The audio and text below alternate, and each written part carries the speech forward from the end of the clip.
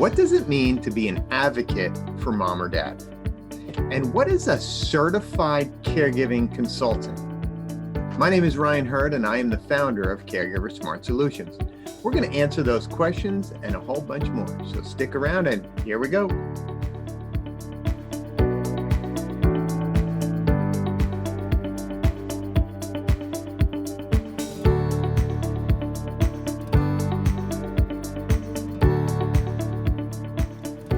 All right, here we are. So I'm here with Deborah Hallisey, and she's with a company called Advocate for Mom and Dad. Deborah, how are you doing? I'm great, Ryan. Thanks for asking me to join you today. Well, I really appreciate you being on. You know, you're very, you do a lot of things on LinkedIn. You're doing a lot of posts, and I got to tell you, you bring a lot of value. I'm always reading all the information that you're putting out there, and it's incredible. So, you know, tell me, how did you get into this? You're an advocate. You're all about caregiving. So, like, who is Deborah? Where did you come from? Right. Well, wow. 63 years worth of where Deborah come from. So I'm just going to say, first and foremost, I'm a caregiver. And I know most people don't actually identify themselves that way. But I do, and I'm very deliberate about it because I want people to understand what that means in my life, along with our loved ones. And I've been a caregiver for the last 7 years, which is amazing. I first identified myself as a caregiver when my dad was diagnosed with congestive heart failure in 2014. And so that full year, I was going to him with doctor's appointments. He was my mom's caregiver, who's diabetic, legally blind, with mobility issues. So I also started helping dad with mom. When we lost dad is really when I went, oh my God, where do I start as a caregiver? It really is where I started. And now I've been my mom's caregiver for the last 6 years. Wow. I lost my job that in 2015 after we lost dad due to caregiving issues, because I spent 3 months at home. I was consultant getting my mom settled, which is not a new thing to happen to people. Right. But in losing the worst of things and losing my job turned out to be the best thing that ever happened to me, because I founded Advocate for Mom and Dad. And so that is really my passion, helping adult children of aging parents to understand and prepare for and help them navigate this caregiving journey. And as you know, with your dad, it absolutely is a journey. It really, really is. Yeah, it definitely is. And I have to say, I mean, you're a very strong woman to have your father caregiving for your father's caregiving for your mother, and then all of a sudden now you're left basically holding the bag. And you made an interesting point. You said that you identify as a caregiver. You know, that's a word that's thrown around in the industry, right? So the industry is calling people caregivers, but we don't normally. Like, I don't even know when I thought I was a caregiver. I don't think that entered my head until I started really getting into the community. So that's very interesting. What are you seeing as far as when people come to you for consulting and being an advocate? Are people calling themselves caregivers, or what are people calling themselves? You know, they don't say. So once in a while they'll say, I'm caregiving, you know, I'm caring for my mom or my dad or my uncle or whatever. But oftentimes I meet them when it's a crisis mode. Okay, dad's in the hospital, he's going into rehab. We need to figure out what we're going to do when he comes home. And so it's very much an educational process at that point. These are your options. What does it take to keep him home? What does it take to actually, you know, if you don't do that, what are your options, right? And that touches on, and people don't think about this, but for many people, it's not just hands-on care, right? Right. You know, I say to people all the time, when you're grocery shopping, if you're starting to pick something up from your loved one, you're a caregiver. If you are going to the doctors with them, so you're a second set of ears, you're a caregiver. You have already started that supportive role. And so, you know, when I'm working with people, they may not self-identify, but I keep on using that term with them, because once you claim it and own it, you can start to be the advocate for your loved one. I think one of the facts that fascinates me is there is no word for caregiver or in Spanish or Hindi. Really? I never knew that. Wow, that's really interesting. Right, because the cultural expectations are you will care for your elder. So they don't even have that. Now, our culture says I'm just the daughter, just the spouse, whatever. But I think more and more, when we start to claim that, we can walk into the doctor's office and say, I'm my mother's caregiver. What are the resources you have for mom or dad? What are the resources you have for me? Because they're not tuned into what you need as a caregiver in the doctor's office, right? And that's where it starts. And so when we name it and claim it, we can start to make changes with it. So I'm a big one for just saying, you're a caregiver. That's interesting. I like that. Name it and claim it. So you kind of empower yourself to say, you know what, I am a caregiver, and now I can move forward. You know, you'd said something that was interesting where it was, and I'll extrapolate, you know, an event happens, mom, dad goes into the hospital, it's chaos, you know, all of a sudden your world has changed. One thing that we've noticed is a lot of times, it's all event based, right? So it starts out where you're helping mom out or you're helping dad. You know, we have the holidays coming, so it's, oh, I saw mom, or let me go to the store with you. Let me go to the doctor with you. You know, little stuff. And then all of a sudden, a year later, you're doing everything for mom, right? So can you walk me through, are there things that you can identify earlier based on your experience that can really pay out and give you less stress going forward? Because it seems like normal people are thrust into this. And when you're thrust into something, it's chaos. You can't think straight. Dad's in the hospital. It's just crazy. So what kind of advice do you think you can give somebody as early as possible? You've asked me my favorite question to answer. And before I do, I'll give you one statistic. There's a statistic that says most people become a caregiver in 9 minutes. 9 minutes. Phone call. Mom's fell. Mom's in the hospital, right?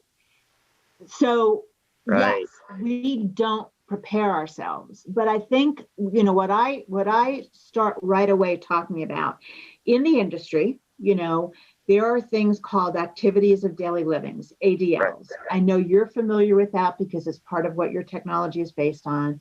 There's also things called instrumental activities of daily living, right? So what I take people all the time is educate yourself on what ADLs and IADLs are.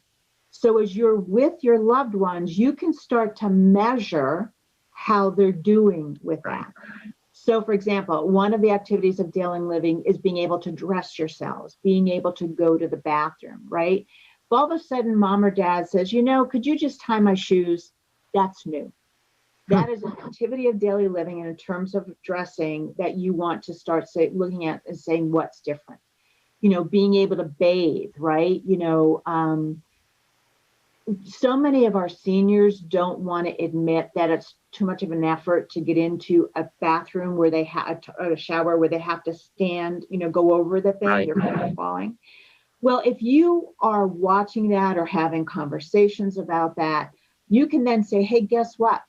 There's a bathroom chair. Let's put that bathroom chair in there, and then you can sit and not stand. You can actually put it on the edge and sit on it and then swing your legs around, you know, whatever it takes.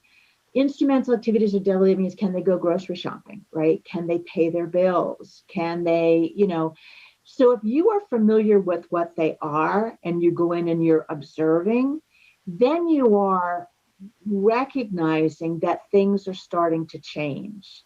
The worst thing we do as a family member, and I'm guilty of this as well, is we kind of go, yeah, we bury our head in the sand, because let's face it, once you recognize things change, your life is changed. It just is. That's a great point. And that comes down to, you know, every time we call mom, how are you doing? What is she going to say? I'm fine. But that's true, you know, so paying attention, understanding, you know, we're getting older, and it starts with the little things. It's the tying of the shoes. So if we can start identifying these a little bit earlier and accepting them. All right, so mom's she needs a little more help. And you're talking about two different things, right? So activity of daily living is like the physical things, how they work within their environment, their living environment. And then we also have the physical things too, but more like paying of the bills, making sure things are happening, all of those kind of things. So that's very interesting. Now, moving forward, as somebody, we talk about aging in place or living in place. The fact of the matter is, mom wants to stay home. I want to stay home. You want to stay home. Nobody wants to go to the doctor. Nobody definitely wants to go into the hospital. That's definitely not a fun trip for me. So how can we keep somebody at home for as long as possible? What are the things that the family can do to keep mom comfortable at home where she really wants to be anyway? Well, I think, kind of still continuing with the IADLs and the ADLs a little bit. If you're observing, right? So I'll give you a quick example. I know so often, particularly around the holidays, we come into the house and we start to do, right? Oh, mom, you sit and relax. Let me do that. There is such value if seeing if your parents can still open a jar or can still open a can. Because that's like not being able to get the right nutrition is one of the single reasons adults don't stay in their home. And let's face it, we just arthritis, getting older, it gets harder to do those kind of things, right? So if you're observing that and seeing that, then there's lots of stuff on the marketplace that potentially you can buy for them. The other thing is just kind of looking around in the house, right? Like one of the reasons people fall is it's not well lit. Okay. And so if you're observing that things seem really dark, you can start to have a conversation on, I can't see in here. I don't know how you see. Let's change the light bulb and make it brighter. Let's do this. Let's do that. I think the biggest thing to remember in helping parents to stay at home is you never want to say, you should, you must, you need to. Language is huge. Like using that language immediately takes control out of their hands at a time when they are holding on to control way more they ever have because they've lost so much. They're losing health, they're losing mobility, they're losing loved ones and friends. And so having a conversation, what I call an intentional conversation, really means that you look at the language, you look at the time and the place you have the discussion, and you look at the motivation for the person to change, right? And really, it's all about dignity and independence, right? It's like the first time that you got the keys to the car and you were able to leave mom and dad and go wherever, Quick Check, McDonald's, your friends. And now 80 years later, we're trying to take those keys away, right? We're trying to put mom into an assisted living facility or take that independence away. And realizing that, mom knows she's getting a little older. Mom knows she's having a harder time. And I like what you were saying before. Basically, it's our responsibility to slow down and pay attention because in today's world, it's go, go, go, right? So it's the holidays. All right, I got to run over to mom's. We're going to do some things over there, or I'm going to go take mom out. We got to go to the store. I'm going to buy stuff too because I got to make, Thanksgiving meal, drop mom off, put everything back in the cupboards and go. Right? It's all about go, go, go. But now you never gave mom the ability to do things and you weren't paying attention and realizing that, oh, mom's having an issue. And now fast forward, mom was trying to do something and she fell, or mom is losing weight and you don't realize why. And as you said before, she can't open a jar where we might have been able to tell that months earlier and maybe rectified it by getting some kind of, jar opener or whatever. Exactly. Interesting. Yeah. It is. I will say that, as you know, I'm a writer. I blog once a week. I'm at advocateformomandDad.com. And one of the blogs that got the most attention and wound up being one of the reasons I wrote the book that I wrote was for my mom's 85th birthday. And I said, today I will be her daughter and not her caregiver. Because when I'm with her, I am so task focused. Mom has 24/7 live-in care when I'm not there. I'm her caregiver every other week for 4 days, every doctor's visit, I'm going up Saturday through Monday for the holiday, and we talk once a day at least, right? So even if you're not physically with somebody. And I think that's where people don't identify as a caregiver. Either, well, I'm not there full time. Well, it doesn't matter if you're there full time or not. You are a caregiver, right? Right. But saying that day that I was going to put aside all the tasks and go back to that mother-daughter relationship and nurture that is huge, because we do get so task focused because there's so little time, and there's great loss in not going back and doing the things that bind you together as son and father, or mother and daughter, or spouse to spouse. It Right. really matters. And it's in those times that you can have those conversations. Mom, I'm worried that you have to get on the top step to get out your favorite platter, right? Right. I'm worried, if you fall, I cannot get here right away. Would you rather we move the platter to someplace closer to you, maybe further? So you kind of start this conversation where you say, I'm worried or concerned, right? This is me. This is what I'm observing. And then you either give them an open-ended question that there's no yes or no to, or options, right? Because Right. the last thing you want to say, how are you doing? I'm fine, is a closed-ended question. But did you call your best friend Marie today? Well, no. Well, how come, Mom? You talk to her every day. Well, I was a little tired today. That's a very different answer. That's Right. interesting. I don't think that's ever dawned on myself about our relationships change, because we go from being, son or daughter, parents, kids, to I'm helping a person. I love them. It's my dad, it's my mom, but as you said, it's task oriented. I think another thing we could do is have fun with it, right? So maybe it's the time to, all right, Mom, this is what we're going to do. Why don't we reorganize things? Let's get rid of junk. Let's clean up the place. Hey, why don't we repaint? We haven't, let's freshen it up. Maybe you can paint it a lighter color so it's easier to see things. Maybe you can paint color in there so you can have different colors so you can be able to see easier. I know Living in Place Institute talks about a horizontal line. So if you get vertigo, you can actually look at a horizontal line and it kind of cues you back in. So maybe, have a little bit of fun with it. That's your And chance. in that fun, when you don't dictate, but say, let me bring home, if they can't get out, let me bring home paint swatches, right? And you either together, and even if you hate the color, it's their home. Right. Absolutely. It's their home. And so you're going to do what they want.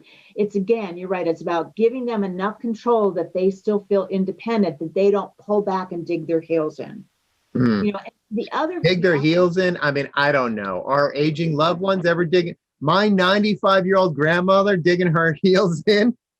Okay, Grandma, I love you. my mother's Italian. She can dig her heels in like nobody's business. That's some deep heels. All the time. Oh, but we get it. We get it, right? I mean, you've been independent all your life. Don't come in here and tell me what to do. And then the other half, you're thinking, I know I need help and I hate it. Right. It goes back to that independence thing. I hate that I'm getting older. I used to be able to do all these things. Right. Yeah. I one of the things I say all the time, and we'll talk about siblings for just a second. One of the things I say all the time is, don't parent your parents. I despise that, because that immediately assumes you're going to dictate, and that when you parent your parents, you don't open the room up or open the window up for the team that you want to be with them. Right. Adult to adult. Now, let me also say that when you are a team and adult to adult, that means you're allowed to set boundaries, right? So, if the boundary is your mom or dad keeps getting on the stepladder, and you can say, I'm worried you get on the stepladder. I know that this is something you do to get something. But if you fall, I cannot come take care of you. So would you rather have somebody come in, or would you rather go to a facility? Right. Now that's a completely different conversation. Then you have got to stop getting on that ladder. Right. Now all of a sudden it's, whatever. But that's really key. You don't want them to be able to say no. You want to be able to start the discussion. I had an interesting conversation with a client who really, really wanted his mom to go to an assisted living. He was worried about her, but he also thought she'd have the socialization. And in chatting with him a little bit, I said, well, was your mom social? She goes, he goes, yeah, when my dad was alive. I'm like, well, tell me more about that. Well, you know, they were out all the time. I said, who instigated that? My dad. I'm like, okay. So that's the first thing you need to realize. Your mom going to assisted living, if she's not the outgoing person, isn't necessarily going to meet people. So just realize that. The other thing is that, you know, you want them to go to assisted living. You want them to go to this one, but your sister's saying no because it's too far. And your sister's really the primary caregiver. And I said to him, are you willing to step into that role? And he was like, oh. Like, you can have an opinion and you can want something to happen, but recognize when you make that happen, what changes and what changes you might have to make. Right. Like, just because you like that facility, you're making your sister's life harder. If she says, I'm not going every day, are you going to step in? And you know what happened? They stopped pushing the issue. She had a hospital stay and came out and said, I can't go home. Let's talk.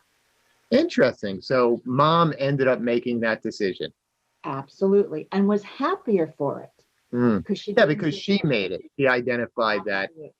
And that's interesting too, because when you talk about facilities, like going into that, I know that when we're talking about our aging loved ones, they tend to self-isolate. And one of the reasons why they self-isolate is because they're getting slower. They don't want to be that person going to the bank or the food store where everybody's waiting behind them. You know, they love their independence, but they don't want to be a burden on anybody, right? Mm-hmm. But then the negative side of that is that they tend to self-isolate. And clearly that's not good for anybody. So there's a point at which, hey, we got to get mom out, number one.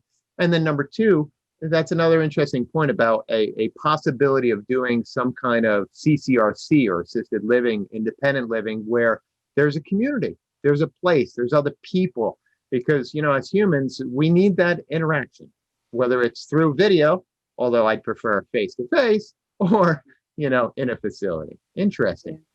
Now, let me ask you this, going forward of that, for the family, you know, an event happens. Mom ends up in the ER. She gets fixed up. Then she goes to a SNF, you know, skilled nursing facility.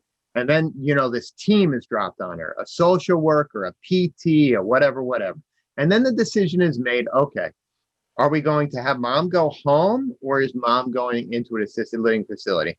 Now, when I was talking to the OTs and the social workers, one of their big main points is how involved is either the family or some kind of network around that person, the neighbor, the friend, the somebody. Can you talk to that? How important is support for this core person? This way we can have a good outcome. Yeah, no, absolutely. And that's probably my second favorite question to answer, because I call them your support peeps, right? These are the people surrounding you and surrounding your loved one that can help. It can be a neighbor, it can be a professional person like a PT or an OT. So as you're watching those ADLs and IADLs, you're going to start to notice when maybe they need some help, right? And that is also when I really encourage people to have some conversations. And you know, it's one of the chapters in the book. And at the end of the book, I actually have a worksheet, right? Because what you want to do is you want to sit down with your loved one early on and say, okay, so what are the things you love to do? I love to go to church. I love to go to book group, and I love to play, you know, canasta once a week. Okay. So how do you get there? I drive, a friend picks me up. What time is it? Right. So if you have that like written down and know what the schedule is, if something happens, you can then say, okay, so if you still want to go to church, and a part of that, you also write, well, who do you know from church who maybe could pick you up, right? Or let's brainstorm. You know, certainly if they have mobility and they don't need help, you can use Uber or Lyft, right? Like you can call, you know, now you can call them for a loved one and you can track them and make sure they got there, right? So, and it can be, you know, your account, so you pay for it, however you need to do it. But if you understand how they're living their life currently and what they want to continue, you can start to put together a support network that does that. Like even to the point where you say, well, who's your plumber? Who's your electrician? Because if you call me in a panic because the basement is flooded, I want to know who I can call, right? And it's sometimes it's really lovely actually to have those conversations. You say, gosh, I didn't know you loved to play bridge. How did that get started? All of a sudden you get the story that maybe you never heard before. So it's a real opportunity to connect with your loved one in a way that maybe you never did before, along with knowing how they live their life, how they want to continue, and what support can you put in place for them? Because let's face it, my mom gets well before COVID. My cousins, who I adore, there's several of them that would come during the month and have lunch or dinner with my mom. Brightened my mother's day, gave her something to focus on both before and afterwards. What was she going to serve? What was dessert going to be? Was the house. Right. And then she got to tell me about it. And then I would talk to the cousins, say, oh, yeah, Kathy said she had a wonderful time. Right. So if you know what they want to do and and you can identify the support system as they need that help, even if it's just for a little while, you can put it in place. That's great. And you know what? It's like on one hand, you're taking the burden off yourself, right? So there is this network around mom, taking her to the dentist or taking her to church or whatnot. And the second point is familiarity, right? So if something happens in mom's condo or house, as you said, plumbing or electrical or whatnot, she's probably used the same plumber forever because she knows him or her and they take care of it. And now you have no idea. So you just start calling around or you use yours. Now there's an unfamiliar person in there. Whereas if it's the same person, that plumber, and you call him up, say, hey, my mom's having a problem. Can you go over there? He goes in and says, hey, Mrs. Smith, how are you doing? Oh, yeah, we'll take care of that. So there's kind of a familiarity there. And that's also part of a comfort level, right? So if we knew, if I know about that with my parents, then it works for me, right? One less thing I have to do. I make that call. He knows that place and we're done. Absolutely. And I say it all the time. We always say as caregivers, you need to take care of yourself. And the typical example is, and this, I'm not dissing this. Journaling is good. Going for a massage is good.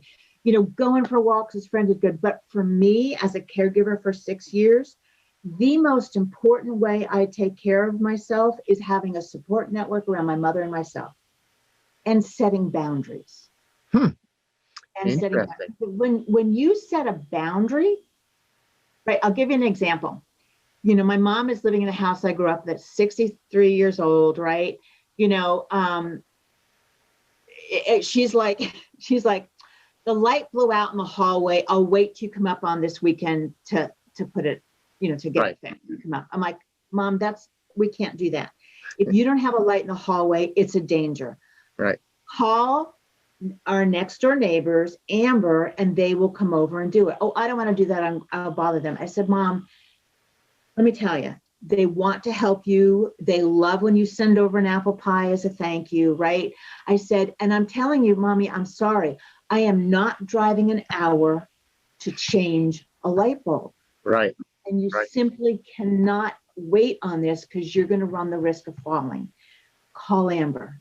Call, please. And she did, right? So we have this wonderful neighbor next door that, they may not get there immediately, but they get there as soon as they can, and they do little things for her all the time. What helps is that if they notice something that's a concern, I'll get a text. Right. So there's another set of eyes on her when I'm not there, right? But that was the boundary. Mom, I'm not driving up there to change a light bulb. I really need you to get this done so I know that you're safe. We can call an electrician or we can call Amber. Which would you rather do? Right. And it's a 5-minute fix. And, we've heard about that before where neighbors will keep an eye on our late aging loved ones. It could be something as simple as, just looking next door. And if the, living room shears are open, mom's up. That's a really quick indicator. I know Mrs. Smith is okay. Her windows are open. And when they're not open by the time I go to work, I can send you a text, say, I don't know if mom's up yet. So something simple like that. Right. Or did Now, the garbage go out? Right. good point. Garbage Garbage going didn't out. go out. Why? What's going on? They're really faithful about getting the garbage or the recycling out. Yeah. So you touched on something, caregivers. In other words, yourself. What kind of suggestions do you have to keep, being a caregiver, it's stressful, it's isolating, sometimes you're taking care of a family as well as, mom and dad. So what kind of tips can you give for a caregiver to not go crazy? I think the first gift is give yourself grace. Give yourself grace. You are doing the best you can. That's the first one. I will share a story. I took my mom to the eye doctors on Friday. I went up there and took her to the eye doctors. And she seemed a little, she had to get up earlier than normal, right? So I just attribute it to being tired. She hadn't been out in the house for a while. So she gets out of the house with her go-kart. And then once we get someplace, we have a wheelchair, right? Well, coming out of the house, I attributed it to her not remembering how we did it, right? But when she went to use her walker to get down the ramp, and she'd have been in the street because I could not have stopped her. She'd have picked up speed so fast instead of using the handrails. I'm like, wait a minute. And then she was off in the doctor's office, but we got to the car and she was having a hard time getting in the seat. And I was getting frustrated and she got really mad. She goes, I can't see. Where's the table? I'm like, what? We're not at home. We're at the car. Right. She was so dehydrated. Oh. She was so dehydrated. She had no idea where she was. Now, I beat myself up about not recognizing faster, not having cold water. I made her drink the hot water and she complained about it bitterly in the car. And then I stopped and got her watermelon and it all was good, right? Yeah. But I had to give myself grace in that moment that I knew something was off, but I didn't, when I got it and it was fine, right? So give yourself grace. The other advice I will give you is, I think as caregivers, we're so afraid of making the wrong decisions. Sometimes we put off decisions. Oh. And one of the things I learned is that, and this goes back to a little giving yourself grace, the decision you make for today is the right decision because this is what you know today. This is what you know to be true. So make the decision based on that, understanding that things are going to change. They're going to lose more mobility. They're going to lose more eyesight, whatever. Things will change and you're going to have to possibly revisit that decision and make a different one. But that's okay. That's okay. And then the other thing I would say is this is really an emotional journey. And you're going to be angry and you're going to be resentful and you are going to be frustrated, all of which are okay. We're human. We're human. Mom's world changed when dad died, but so did I, right? And there is grief in that. And we do not recognize the grief that runs through caregiving like a river. The name of it is anticipatory grief, right? We are always anticipating, or like when you see all of a sudden mom can't open the jar, that's anticipatory grief because you're recognizing things are changing and there's other things she can't do. So just understand that grief runs through this like a river, and that's okay. If you don't acknowledge the emotions, you can never get to the other side of the joy and the happiness and the relief. Yeah. So those are my words of guidance. So don't beat ourselves up as a caregiver. Understand that you're making the best possible decision for the time at hand, and things will change. Do whatever you can. And by all means, try to understand that it's an emotional journey on both sides. As you said, mom having a hard time opening up that, jar, she's realizing that I'm having a hard time. I was always able to open this. And on your side, you're looking at mom and saying, she's always been able to open this. So you're having parallel journeys, yet it does affect us differently. So have patience. Don't beat yourself up. and, maybe paint a room or two. Exactly. Yep, exactly. All right. Well, Deb, listen, I really appreciate all this time. This has been absolutely fascinating. I want to have you on again because there's so much that we can talk about. But in the meantime, tell me more about your book. Where can we pick up your book? Because I'm sure a lot of people are going to be interested in this.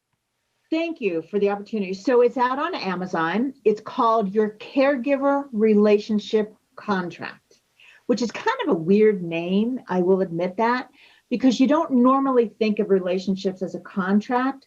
But if you think about a relationship as the things you're willing or not willing to do for one another, there's social activities that bind you together, right?